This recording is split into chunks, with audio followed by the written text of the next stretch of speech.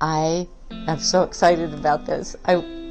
From the first night on, I really do want to marry it. It's like one of the most amazing, life-changing things, truly.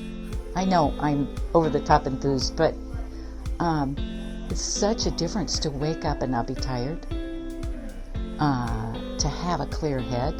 I mean, this was the first night, for Pete's sake. I'm really active. I walk at least 2 miles a day. I fly fish. I really like to move.